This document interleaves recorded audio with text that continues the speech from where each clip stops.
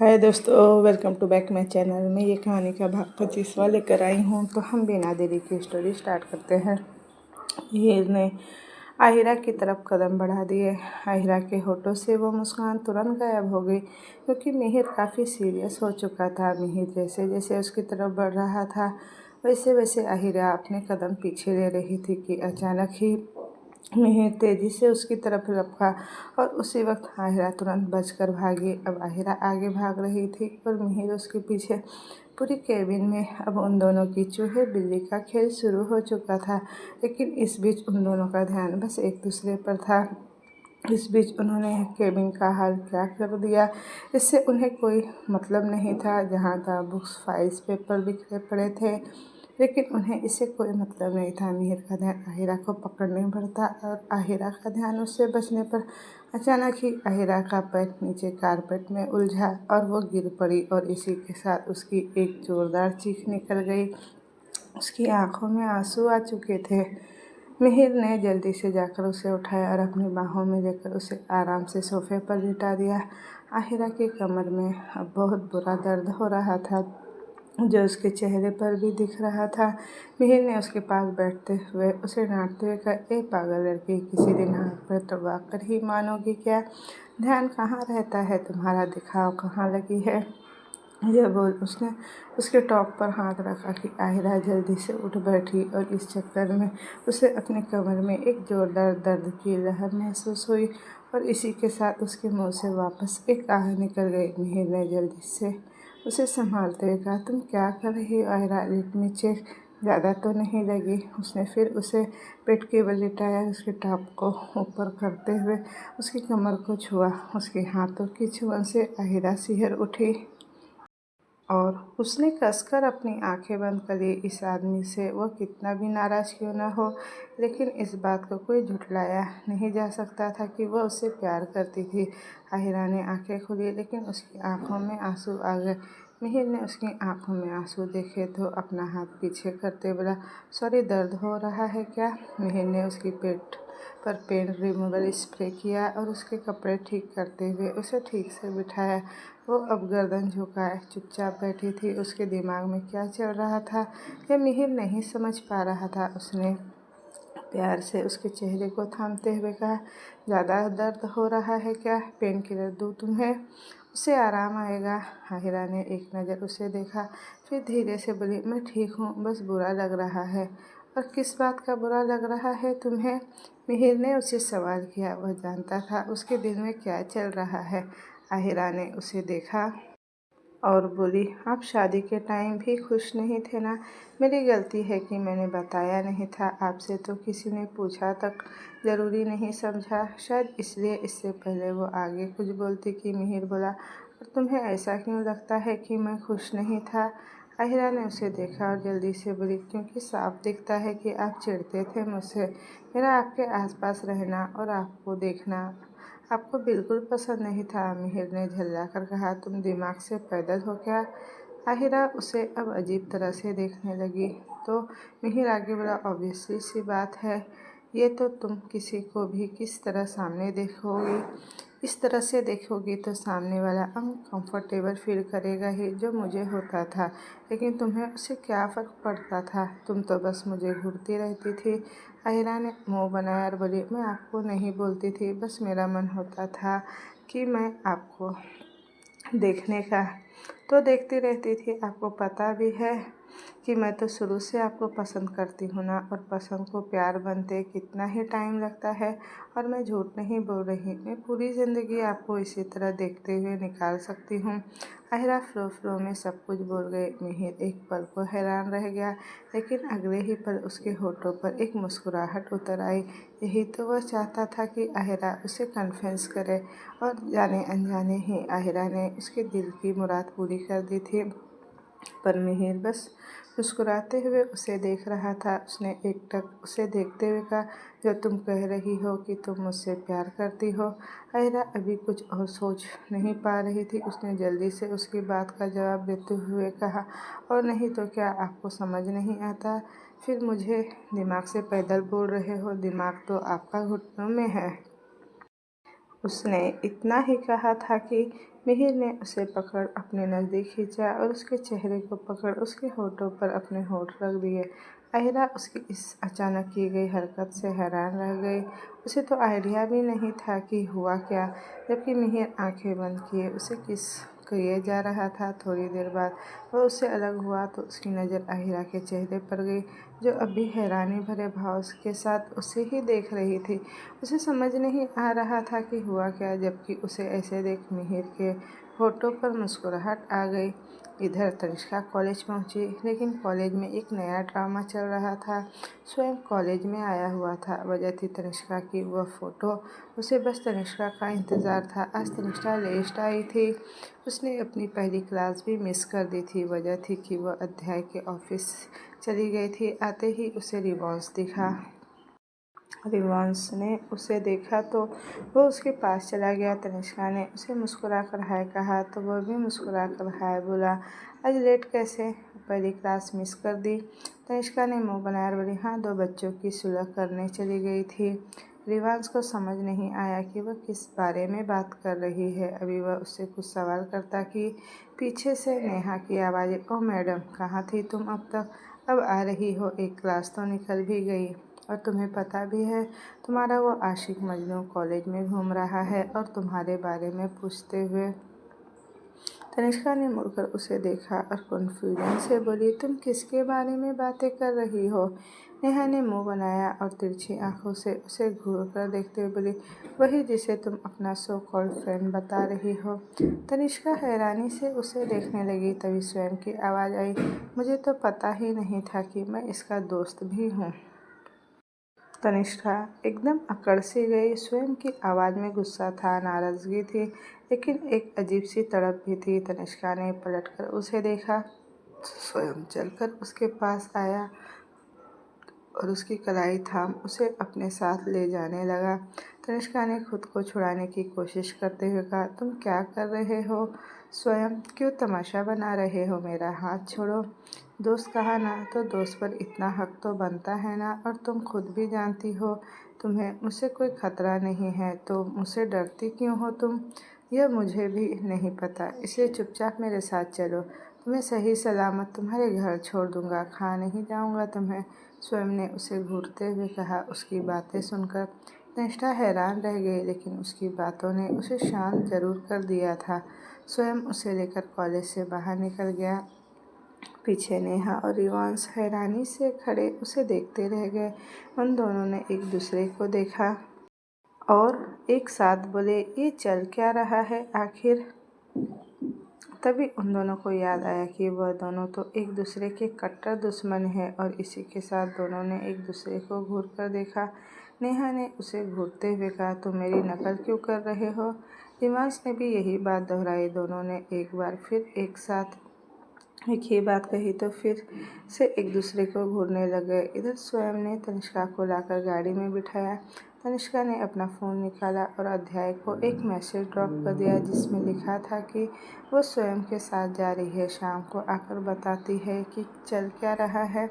अध्याय को वो मैसेज मिला तो वह थोड़ा परेशान जरूर हुआ, लेकिन उसे तनिष्का पर भरोसा था, इसलिए उसने सिर्फ ओके कहा और उसे अपना ध्यान रखने का कर फिर से अपने काम में लग गया। स्वयं तनिष्का को लेकर एक शांत सी जगह पर चला आया था।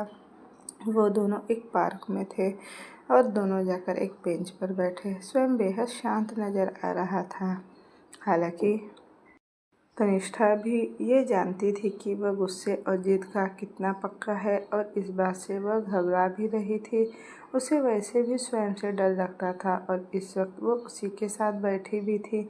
ये बातें उसे और ज़्यादा डरा रही थी कि न जाने किस वक्त उसके दिमाग में क्या आए और वह क्या कर जाए। उसके लिए तो स्वयं किसी सनकी आदमी से कम नहीं था, जो उसके पीछे पीछे यहाँ तक भी चला आया। स्वयं ने सामने देखते हुए कहा, कौन था वो आदमी? तनिष्का ने हकलाते हुए आवाज़ में कहा, स्वयं, तुम मेरी बात तो सुनो, तुम हमेशा से। स्वयं ने उसकी बात काटी और बोला, मेरी बात का जवाब दो, कौन था वो? और आखिर उसमें ऐसा क्या है जो मुझ में नहीं है? 4 साल तनिष्का, 4 साल से मैं तुम्हारे साथ हूँ। तुमने आज तक किसी कभी मुझे खुद को टच भी नहीं करने दिया। मैं रिस्पेक्ट करता हूँ तुम्हारे डिसीजन की। मैंने कभी तुम्हारे साथ कोई ज़बरदस्ती नहीं की, तुम्हारी मर्ज़ी के ख़िलाफ़ जाकर तुम्हें कभी टच भी नहीं किया। लेकिन उस आदमी की बाहों में तुम इतना सुकून से कैसे थी? उसे क्यों नहीं रोका कि वह तुम्हें टच न करे? उसकी बातों की तड़प वो तनिष्का महसूस कर पा रही थी। लेकिन यहाँ तनिष्का भी गलत नहीं थी और देखा जाए तो स्वयं को भी गलत नहीं कहा जा सकता था। आखिर हम जिसे प्यार करते हैं उसे किसी और के साथ देखना किसी के भी बर्दाश्त के बाहर होगा। और स्वयं तो तनिष्का के पीछे दीवाना था, पागल था। एक झलक देखने के बाद ही उसने जो पागलपन किया था वही उसकी दीवानगी का सबसे बड़ा सबूत था। तनिष्का ने गहरी सांस भरी, बोली, वो मेरे पति है। उसने इस बार साफ साफ कह दिया। उसने कुछ भी नहीं छुपाया और न ही उसकी उम्मीदों को और बढ़ावा दिया। हालांकि तनिष्का ने कभी भी उसकी उम्मीदों को बढ़ावा दिया ही नहीं था, लेकिन स्वयं खुद ही अपनी उम्मीदों को बढ़ाता चला गया। स्वयं ने जब यह सुना तो हैरान रह गया। उसने हैरानगी से उसे देखा तो तनिष्का बोली, सच कह रही हूँ, इसमें कुछ भी झूठ नहीं है। मेरी शादी हो चुकी है और वो मेरे पति है, पर कब और कैसे? स्वयं ने शांत सी आवाज़ में कहा। वो भरपूर कोशिश कर रहा था अपने दिल में उठने वाले दर्द को छुपाने की। तनिष्का ने उसे देखा और उसका हाथ पकड़ते हुए आराम से बोली, स्वयं मैं झूठ नहीं कहूँगी, सब कुछ सच सच बताती हूँ। मैं मानती हूँ तुम मुझे चाहते हो, मैं रेस्पेक्ट करती हूँ तुम्हारी फीलिंग्स की, लेकिन मुझे डर लगता है तुमसे। पहले दिन से मैं डरती हूँ तुमसे। जब तुमने धमकी दी कि तुम सुसाइड कर लोगे अगर मैं तुम्हारे साथ रिलेशनशिप में नहीं आई तो मैं बहुत डर गई थी। कोई नहीं था मेरे पास जिसे मैं अपने मन का वो डर बता सकूं। मेरे पास हाँ बोलने के अलावा दूसरा कोई ऑप्शन भी नहीं था, क्योंकि किसी की मौत का जिम्मेदार तो मैं बिल्कुल नहीं बनना चाहती थी। इसलिए हाँ कहा भी मैंने। 4 सालों तक तुमने मेरा बहुत ध्यान भी रखा, लेकिन मेरा डर कम नहीं हुआ। और एक साथ दो फीलिंग्स कभी काम नहीं करती स्वयं। अगर मेरे दिल में डर ना होता तो शायद मैं तुमसे प्यार हो जाता मुझे, लेकिन मेरे दिल में पहले से ही तुम्हारे लिए बहुत डर था और इसलिए कभी प्यार पनप ही नहीं पाया मेरे दिल में तुम्हारे लिए। स्वयं शांत सा बैठा उसकी सारी बातें सुन रहा था। अगर कोई और उसकी जगह होता तो शायद न जाने तनिष्का के साथ कैसा सलूक करता, लेकिन वह दूसरों के लिए कितना ही बुरा सही, तनिष्का के लिए वह कभी बुरा नहीं बना। तनिष्का के मन में उसके लिए डर था और वो डर स्वयं के पागलपन की वजह से था, लेकिन स्वयं ने हमेशा उसकी केयर की। तनिष्का ने उसे अपनी शादी के बारे में सब कुछ बताया। स्वयं ने फिर से कहा, प्यार करती हो उससे? बहुत। तनिष्का ने एक शब्द में जवाब दिया। स्वयं की आंखों में अजीब से भाव उतर आए। उसने फिर से खुद को मजबूत किया और बोला, वही क्यों? तनिष्का ने उसका हाथ छोड़ दिया और सामने देखते हुए धीरे से बोली, उस इंसान ने मुझे जीने की दूसरी वजह दी। इससे पहले मैं सिर्फ ज़िंदगी काट रही थी। जीना तो अब सीखा है। इन 7-8 महीनों में जब से मेरी उससे शादी हुई है, मैंने इस रिश्ते में सब कुछ देखा है। प्यार, अपनापन, केयर, रिस्पेक्ट, उतार चढ़ाव, सब कुछ। और सबसे ज़्यादा देखा है एक आदमी का अपनी पत्नी को ट्रीट करना, अपनी पत्नी को सबसे ऊपर रखना। मैं चाहकर भी इस रिश्ते से बाहर नहीं निकल सकती और ना ही ऐसा करना चाहती हूँ। सच कहूँ तो जिस कंडीशन में शादी हुई थी मुझे लगा नहीं था कि ये वर्क भी करेगी, लेकिन उस आदमी ने इसे पॉसिबल बनाया और अब मुझे लगता है कि अब हमें कोई अलग नहीं कर सकता। स्वयं बस उसके चेहरे को देख रहा था। अध्याय के बारे में बात करते हुए तनिष्का के चेहरे पर जो सुकून था वो उसने पहले कभी नहीं देखा था। यह कुछ वैसा ही था जब वह अध्याय के सीने से लगी हुई थी। स्वयं ने एक गहरी सांस ली और उठ खड़ा हुआ। तनिष्का ने उसे देखा तो वह उसे देखते हुए बोला, समझ गया मैं, अब चलो तुम्हें मैं घर छोड़ देता हूँ। तनिष्का बस उसे देख रही थी। उसने उससे अध्याय के बारे में एक शब्द नहीं कहा और ना ही यह जिद करी कि वो अध्याय को छोड़कर उसके पास आ जाए। तनिष्का को यह अजीब लग रहा था, लेकिन वह चुप रही। स्वयं कब और क्या करता था यह वह भी नहीं समझ पाई। उसने उस आदमी के साथ 4 साल गुजारे थे, लेकिन बिना किसी फीलिंग के। अगर वहाँ कोई फीलिंग थी तो वह था सिर्फ डर। लेकिन आज तनिष्का ने खुद के उस डर पर काबू कर उसे सब कुछ बता दिया था। वह सोच रही थी कि अब शायद उसके रास्ते हमेशा के लिए अलग हो चुके हैं और वह यही चाहती थी कि उसकी ज़िंदगी में अब कोई दखल अंदाजी न करे। वह चुपचाप जाकर गाड़ी में बैठ गई। स्वयं ने एक नज़र तनिष्का को देखा और फिर दूसरी तरफ से जाकर ड्राइविंग सीट पर बैठ गया और गाड़ी तनिष्का के बताए एड्रेस की तरफ बढ़ा दी। थोड़ी देर बाद उसने राणा मैंशन के आगे गाड़ी रोकी। तनिष्का गाड़ी से बाहर निकली और उसे देख फिर से बोली, स्वयं आई होप तुम कोई गलत डिसीजन नहीं लोगे। जो लिखा होता है वही होता है। यह बोल उसने उसे घर छोड़ने के लिए थैंक यू कहा और अंदर की तरफ बढ़ गई। अध्याय उसका घर पर इंतज़ार कर रहा था। वो जब कमरे में गई तो उसे परेशानी से चक्कर लगाते हुए देखा। वह उसे वहाँ देख हैरान रह गई। उसने सोचा नहीं था कि अध्याय यहाँ होगा। अध्याय ने उसे देखा तो जल्दी से जाकर उसे अपने सीने से लगा लिया। एक पल के लिए तनिष्का हैरान रह गई। उसने उसे देखते हुए कहा, क्या हुआ है, आप परेशान लग रहे हो। अध्याय ने गहरी सांस भरी और बोला, सुकून तो अब मिला है। जब से तुमने कहा था तुम स्वयं के साथ गई हो तो मेरा दिमाग खराब हो रखा था, कुछ भी नहीं कर सकता था। मैं समझ नहीं आ रहा था कि क्या करूं। सोचा अब तक तो घर आ गई होगी। आया तो पता लगा कि तुम आई ही नहीं हो। फ़ोन भी नहीं कर सकता था। तनिष्का उसे अपने लिए यूँ परेशान देख हल्के से मुस्कुरा कर बोली, मैं ठीक हूँ और आ गई ना। अब तो चिंता क्यों करते हो आप। चिंता की बात है मेरी जान। जिस आदमी से तुम मिलने गई थी वो आदमी दावा करता है कि वह तुमसे प्यार करता है और सोच कर देखो मुझ पर क्या बीत रही होगी इस वक्त। बिल्कुल वैसे ही जैसे प्रकृति दावा करती है कि वह मुझसे प्यार करती है। तो बुरा लगता है ना तुम्हें। उसी कंडीशन में मैं भी हूँ यार।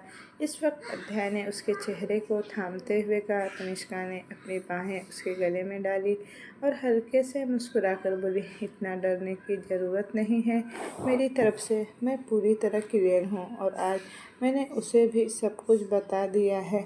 उम्मीद करती हूँ आगे वह हमारे रास्ते कभी न आए। और अब मैं और कोई बखेड़ा नहीं चाहती। वैसे भी दी की तरफ से अभी भी मैं कंफर्म नहीं हूँ कि सब कुछ शांत हो चुका है।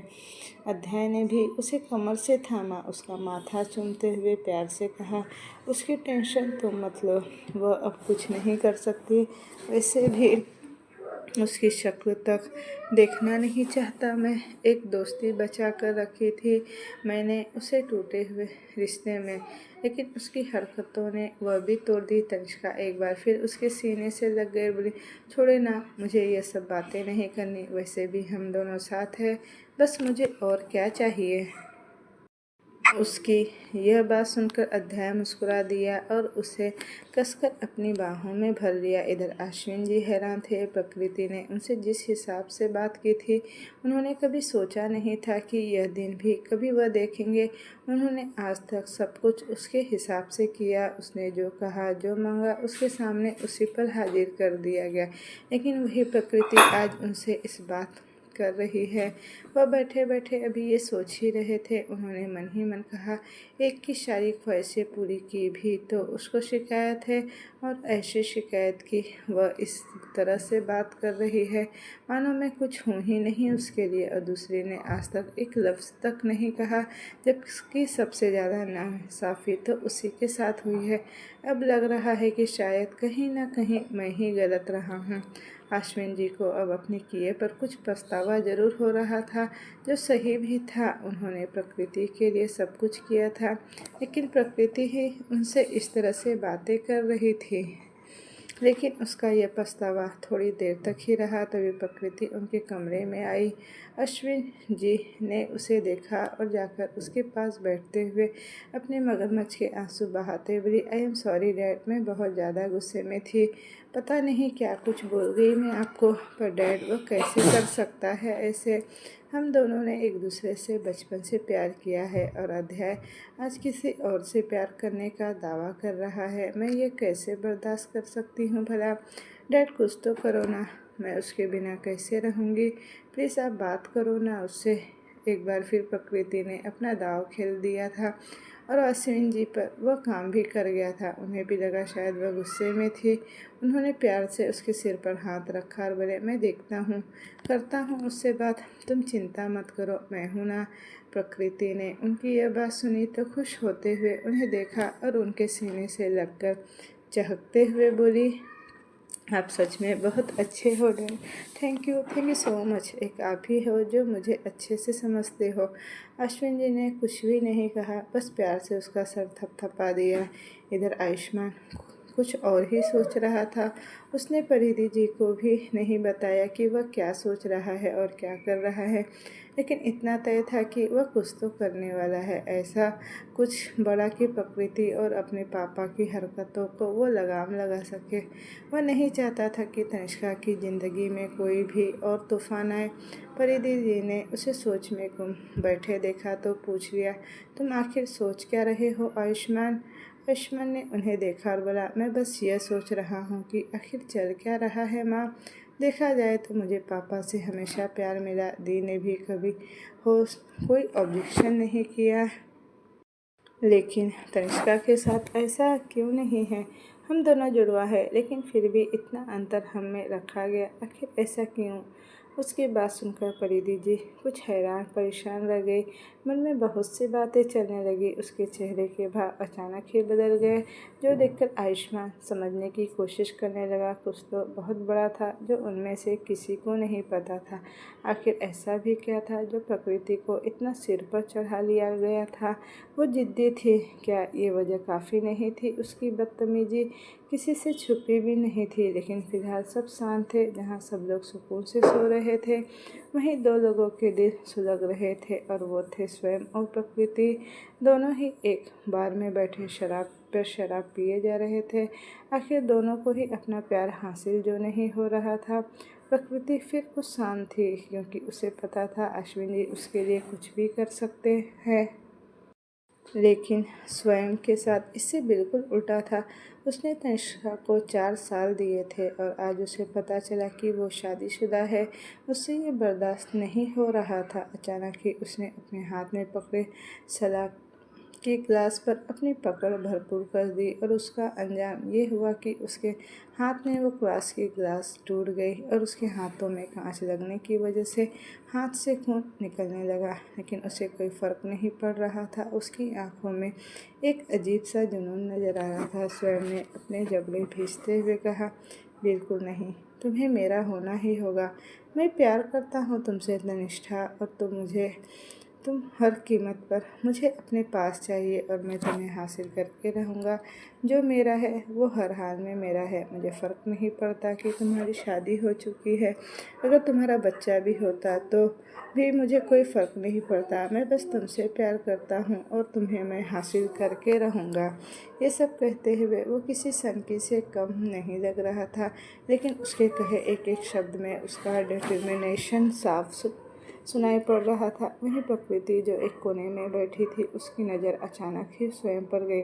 उसके माथे पर कुछ बल पड़ गए। उसने खुद से ही कहा, यह यहाँ पर क्या कर रहा है। लेकिन अगले ही पर उसके होठों पर एक शातिर मुस्कुराहट आ गई और वो मन ही मन बोली, अब आएगा ना मज़ा। तनिष्का तुम देखती जाओ, अब अध्याय तो सिर्फ मेरा होकर रहेगा। वो सिर्फ मेरा है और मेरा ही रहेगा। मैं उसे तुम्हारा किसी कीमत पर नहीं होने दूंगी, और वो तुम्हारा बॉयफ्रेंड भी यही है। यही सोचते सोचते वो मन ही मन काफ़ी खुश हो रही थी। उसने सोचा कि स्वयं से अभी जाकर बात करे, लेकिन स्वयं की हालत देखकर लग रहा था कि वो अभी कुछ सोचने समझने की कंडीशन में था ही नहीं। इसलिए उसने यह आइडिया अभी के लिए ड्रॉप कर दिया। लेकिन हाँ, जल्द ही वो अब उससे बात जरूर करने वाली थी। प्रकृति की वहाँ मौजूदगी से बेखबर स्वयं अभी ड्रिंक पर ड्रिंक किए जा रहा था। उसे कोई होश नहीं था। रह रहकर तनिष्का की बातें उसके कानों में गूंज रही थी और वह एक बात पर जब उसने ये कहा कि अध्याय उसका पति है, इस बात को वह भुलाए भूल पा रहा था। आखिर ऐसा कैसे हो सकता है? उसने शादी कैसे कर ली? वो अभी भी ये समझ नहीं पा रहा था और न ही इस बात को एक्सेप्ट कर पा रहा था। खैर पीते पीते वो वहीं बेसुध होकर गिर पड़ा। वहाँ के स्टाफ ने जब देखा तो तुरंत उसे संभाला और एक रूम में ले जाकर लिटा दिया। वैसे भी यह कोई छोटा मोटा बार नहीं था। यहाँ पर नामी गिरामी लोग ही आते थे। इसी वजह से सर्विस भी काफ़ी अच्छी थी। स्वयं बेसुध होकर सो चुका था। प्रकृति ने भी अब वहाँ से निकलने में अपनी भलाई समझी और वह भी वापस घर लौट आई। अगली सुबह घर पर सब लोग एक साथ बैठे थे। आज संडे था तो कोई कहीं जाने वाला नहीं था। अथर्व ने आयत को देखा जो चुपचाप मुँह लटकाए बैठी थी। उसने उसे कहानी मारते हुए कहा, अब तुम्हें क्या हुआ है? ए छोटी लड़की, ऐसे मुंह क्यों बना रखा है? मेरा बर्थडे तो आता ही नहीं। कल देखा नहीं तुमने? उस निधि का बर्थडे था। मेरा बर्थडे कब आता है? मुझे भी केक काटना है, प्रिंसेस जैसे तैयार होना है। उसकी बात अध्याय के कानों तक भी पड़ी और वह उसे देखने लगा। सही भी था। उनमें से किसी को भी नहीं पता था कि आयत का बर्थडे कब आता है। उन्होंने तो वो यूं ही मिल गई थी और जाने अनजाने ही आयत की ज़िंदगी में इतनी खुशियाँ भी आ गई थी। जहाँ वह एक रोटी के लिए चोरी कर रही थी और आज उसे इतना ढेर सारा प्यार भी मिल रहा था। देखा जाए तो उस सब ने एक मासूम सी बच्ची का बचपन बचा लिया था। अध्याय ने उसके पास जाकर उसे गोद में उठाया और मुस्कुरा कर बोला, अच्छा बेबी को बर्थडे बनाना है? आयत ने छोटा सा मुँह बनाकर अपनी गर्दन हाँ में हिला दी तो अध्याय मुस्कुरा कर बोला, तो फिर ठीक है, हम आज ही बेबी का बर्थडे सेलिब्रेट करेंगे, ओके? आयत ने जब यह सुना तो वो आंखों में चमक लिए उसे देखा। झट से बोली, छच्छी में? अध्याय ने उसके गाल को खींचा और मुस्कुरा कर बोला, हाँ सच्ची में। तभी तनिष्का ने झट से कहा, हाँ तो फिर हम यहाँ क्यों बैठे हैं? चलो ना शॉपिंग चलते हैं आयत के लिए प्रिंसेस वाली ड्रेस खरीदने, बिल्कुल सिंड्रेला जैसी। अब सब तनिष्का को देखने लगे। तनिष्का ने जब सबको खुद को देखते पाया तो वो अजीब तरह से बोली, अब आप सब ऐसे क्यों देख रहे हो? क्या मैंने कुछ गलत कहा? बानी ने तुरंत कहा, बिल्कुल नहीं, तुमने बिल्कुल सही कहा। बात तो वैसे सही भी है। तो फिर चलो ठीक है, हम शॉपिंग पर ही चलते हैं। आयत ने ताली बजाते हुए कहा, ये अब तो आयु के लिए भी प्रिंसेस वाली ड्रेस आएगी, बिल्कुल सिंड्रेला जैसी। अथर्व ने उसे देखा और मुंह बनाकर बोला, सिंड्रेला नहीं बुद्धू, सिंड्रेला।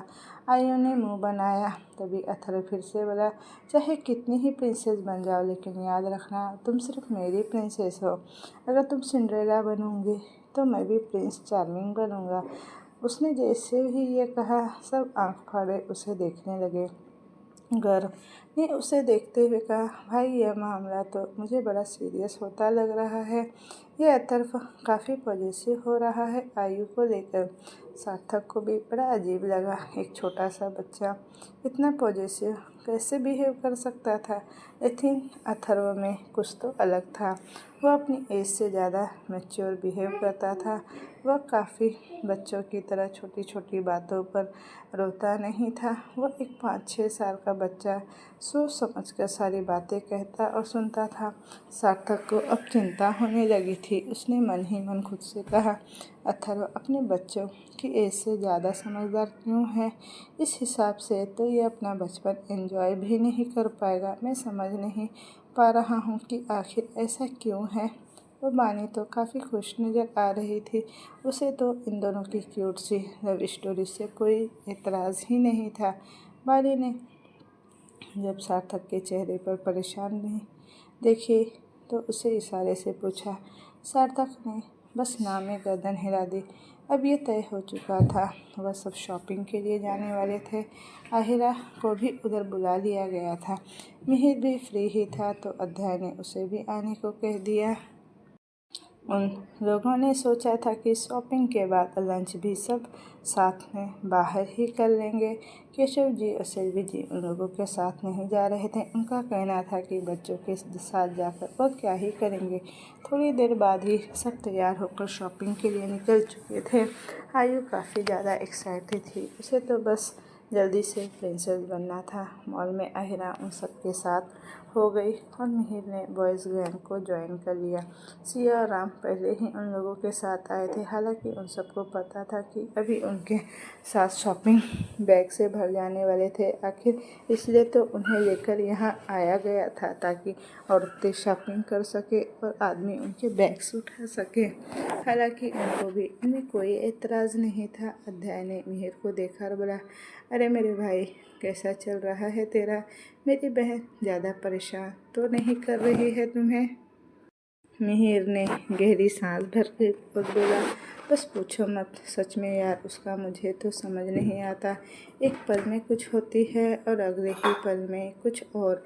मेरी माँ को तो पता नहीं कौन सी पट्टी पढ़ा कर रखी है। दोनों सास बहू मिलकर किसी की भी बीचिंग करना स्टार्ट कर देती है।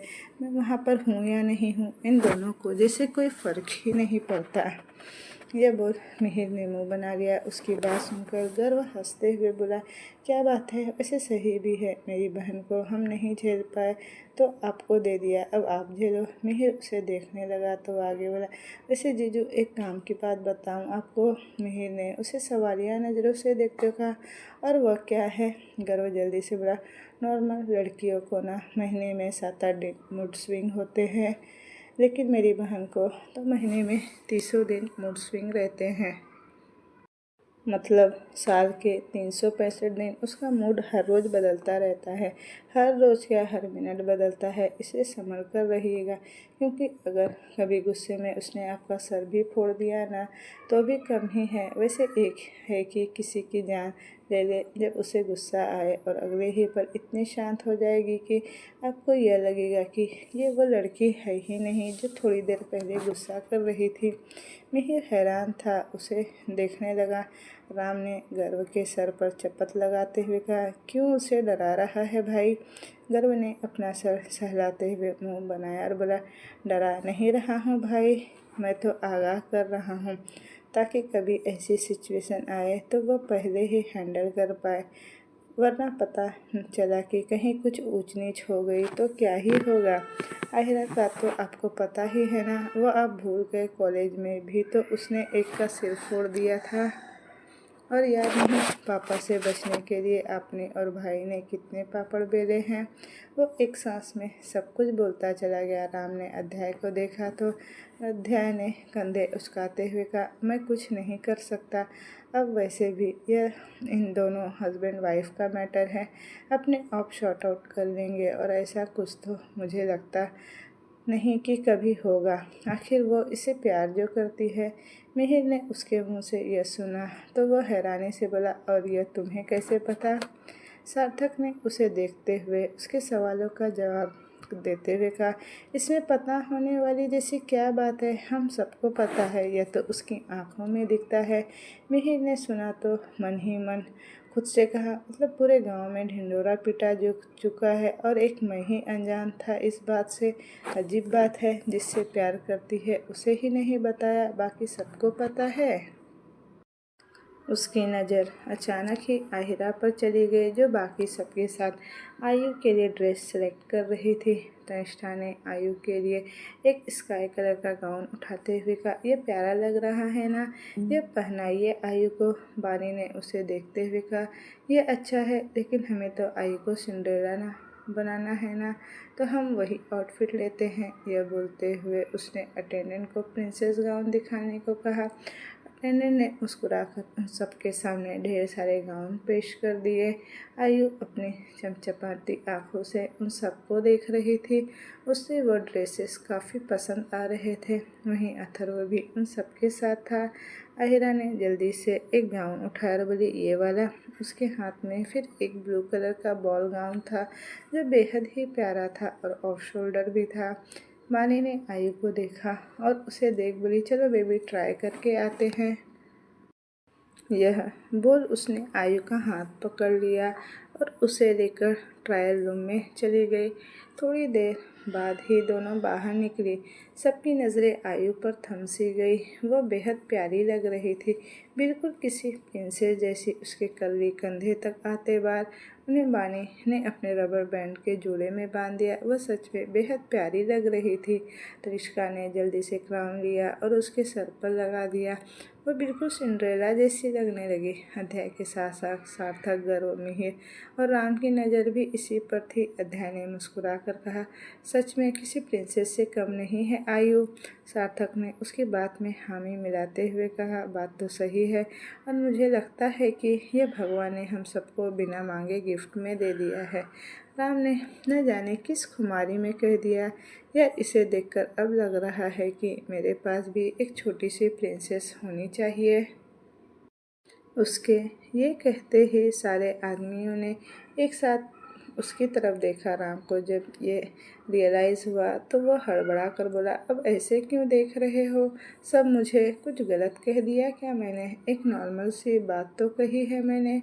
अध्याय ने उसके करीब आते हुए उसे स्मेल करने का नाटक करते कहा, तो पीकर तो नहीं आया है ना, या फिर सुबह सुबह भांग चढ़ा कर आया है? राम ने मुंह बनाकर कहा, क्या बकवास किए जा रहा है?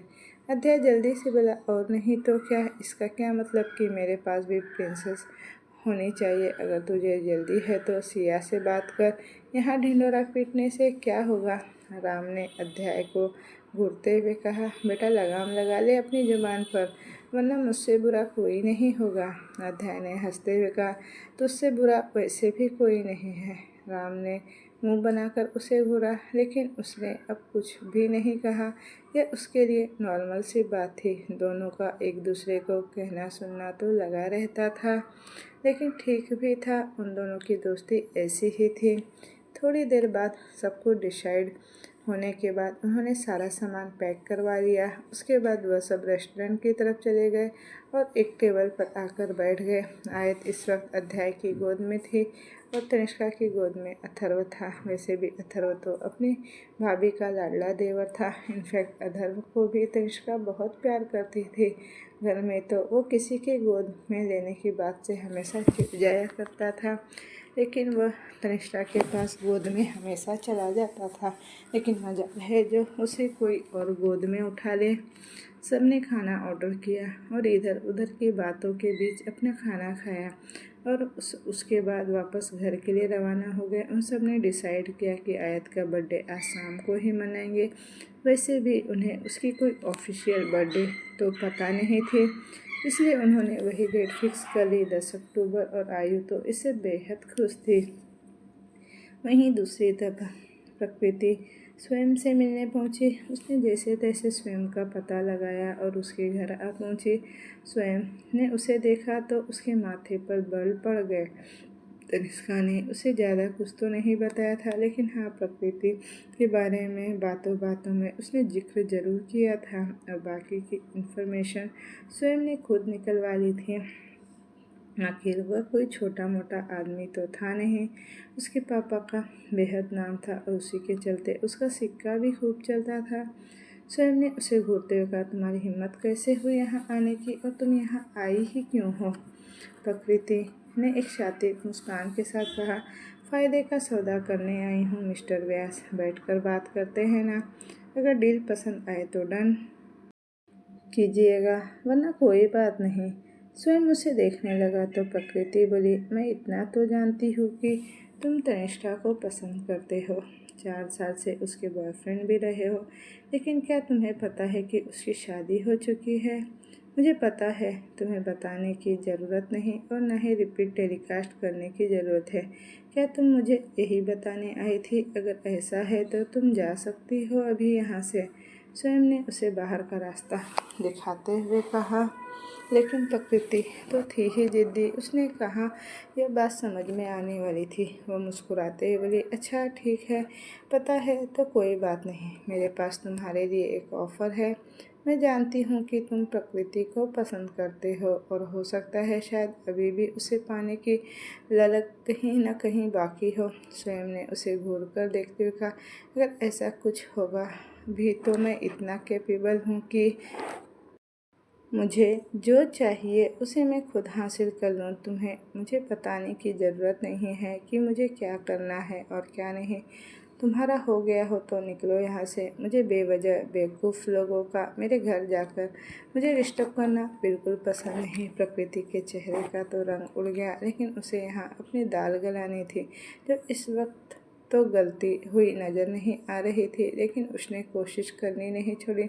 उसने फिर से कहा, तनिष्ठा ने जिससे शादी की है वो अध्याय राणा है और वो एक दूसरे से बचपन से प्यार करते हैं। हाँ, इस वक्त हो सकता है कि अध्याय को तनिष्का काफ़ी अच्छी लग रही हो। आखिर हर आदमी को नई औरत शुरू में अच्छी ही लगती है, लेकिन क्या गारंटी है कि आगे भी वो वैसा ही रहेगा। हो सकता है कि तनिष्का से उसका मन भर जाए और वह उसे छोड़ दे, तब क्या होगा? तनिष्का तो टूट जाएगी। उससे बेहतर है कि अभी उसे बचा लिया जाए। स्वयं के माथे पर उसकी बात सुनकर बल पड़ गए। उसने हल्के गुस्से से कहा, क्या बकवास कर रही हो तुम? मैं तुम्हारी बात पर क्यों ट्रस्ट करूं? प्रकृति ने कहा, अध्याय से मेरी शादी होने वाली थी, लेकिन कुछ ऐसी सिचुएशन बनी कि मेरी जगह पर तनिष्का की शादी हो गई। अब तुम भी समझ सकते हो कि क्या हो सकता है और क्या नहीं।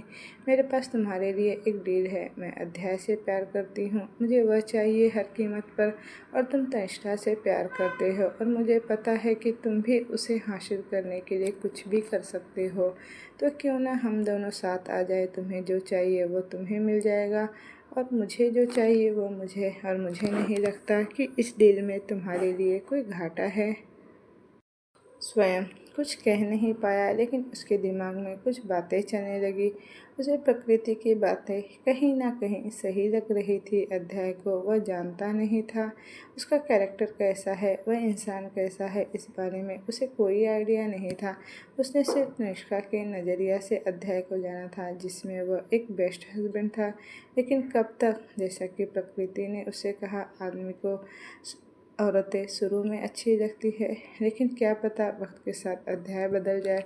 लेकिन स्वयं तो खुद तो नहीं बदलने वाला था। आखिर 4 साल दिए थे उसने तनिष्का के पीछे, और अब जब सामने से उसने तनिष्का को हासिल करने का ऑफर मिल रहा था तो इसे ठुकराना उसे बेवकूफ़ी लग रही थी। उसने अपना हाथ प्रकृति की तरफ बढ़ाया और बोला, डील। प्रकृति के होठों पर एक सातिर और जीत भरी मुस्कुराहट आ गई। उसने स्वयं से हाथ मिलाते हुए कहा, काफ़ी समझदार हो। बस हम अब अध्याय और तनिष्का को अलग करना है, बाकी का काम तो हम खुद कर सकते हैं। सर ने कुछ भी नहीं कहा और प्रकृति को देखकर बिना किसी भाव के बोला, अगर अब तुम्हारा हो गया हो तो मेरे घर से निकलो। मुझे नहीं पसंद कि कोई यूं ही मुंह उठाकर मेरे घर चला आए। उसने साफ शब्दों में उसकी बेइज्जती कर दी थी। प्रकृति को उस पर बहुत गुस्सा आया, लेकिन गुस्से में वह अपनी बेइज्जती का घूंट भी पीकर रह गई। आखिर इस वक्त उसे स्वयं की ज़रूरत थी और वह जानती थी कि स्वयं को अपने साथ मिलाना काफ़ी फ़ायदेमंद होगा। उसने ज़बरदस्ती की मुस्कान अपने होठों पर चिपकाई और वहाँ से बाहर निकल गई। स्वयं कुछ देर उसे जाते देखता रहा। उसने मन ही मन खुद से कहा, मुझे इससे कोई फ़र्क नहीं पड़ता, मुझे बस तनिष्ठा से लेना देना है।